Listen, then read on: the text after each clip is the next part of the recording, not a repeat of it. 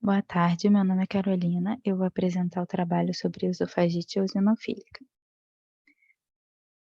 Eu dividi o trabalho em 6 partes que vão ser desmembradas ao longo da apresentação. Então, primeiro, uma breve introdução. A esofagite eosinofílica é uma doença de caráter inflamatório, mediada por eosinófilos, que acomete a mucosa do esôfago.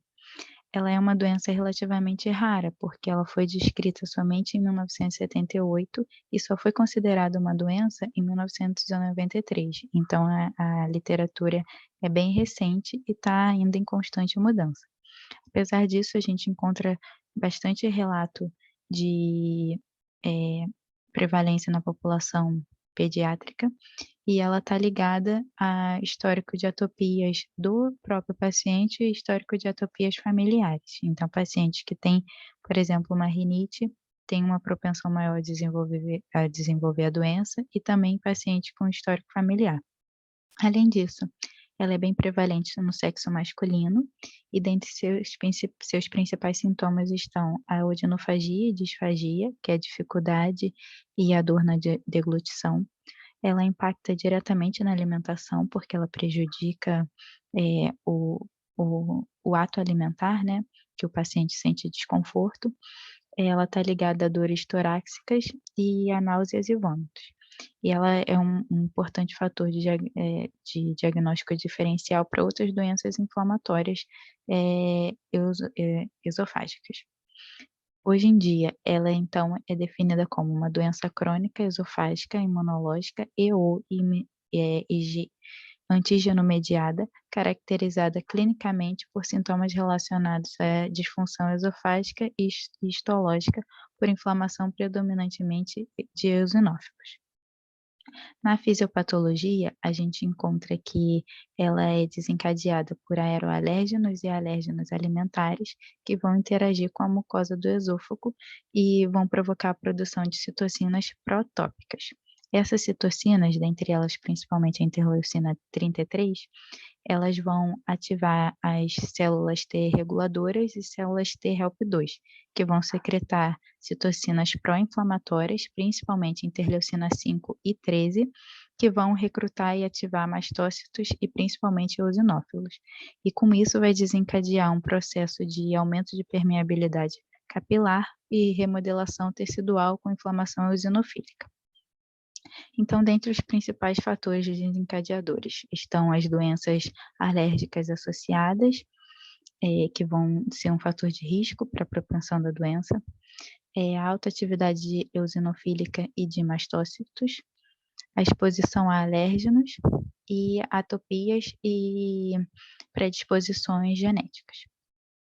Dentre as manifestações clínicas estão a odinofagia e disfagia, como eu já disse anteriormente, a recusa alimentar, dor torácica e epigástrica, dependendo do local de acometimento da lesão, o refluxo e náuseas e vômitos também estão associados. Os principais fatores desencadeadores dentre os alimentares estão o leite, o ovo e o trigo, e os outros alérgenos estão o ácaro, o fungo e o pólen.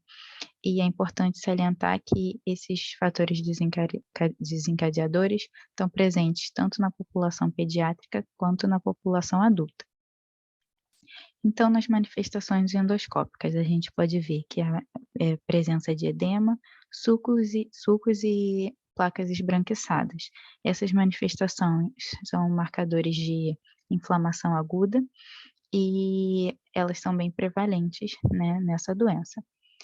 Já os anéis e as estenoses estão correlacionados a um pior prognóstico que vão representar remodelações esofágicas. Então, nas manifestações endoscópicas, a gente pode classificar em 2 fenótipos. O fenótipo inflamatório, com presença de exudato, anéis transitórios, edemas e estrias verticais, e o fenótipo fibroestenótico, que há a presença de anéis fixos, traquealizados e estenoses, e o esôfago vai ser caracterizado como em papel crepom. Então, o diagnóstico, ele vai ser feito através do diagnóstico clínico, que a gente vai levar em consideração os sinais de disfunção esofágica, como disfagia, odinofagia, refluxo, e também para fechar o diagnóstico, a gente precisa fazer o diagnóstico endoscópico com biópsia. E nesse exame a gente vai levar em consideração as alterações da mucosa esofágica e se há presença de 15 ou mais eosinófilos intraepiteliais. Isso é muito importante porque é assim que a gente vai diferenciar a esofagite eosinofílica de outras doenças esofágicas, como eu disse no dos primeiros slides, que é um diagnóstico diferencial para outras doenças esofágicas. E também podem ser solicitados outros exames, como esofagografia com bário, que ela vai identificar o grau de estenose do esôfago, e testes alimentares para alérgenos alimentares, que vai ajudar no tratamento.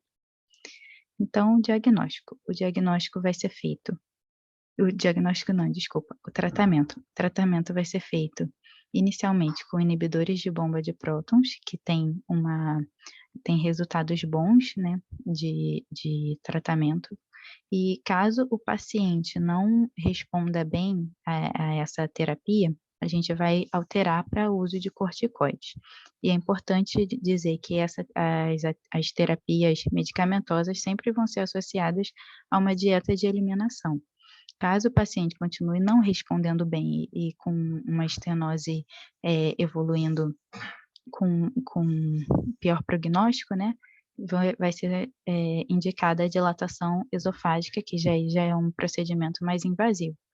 E também é importante salientar que na população pediátrica a gente vai fazer inicialmente a dieta de eliminação, e caso o paciente ainda continue apresentando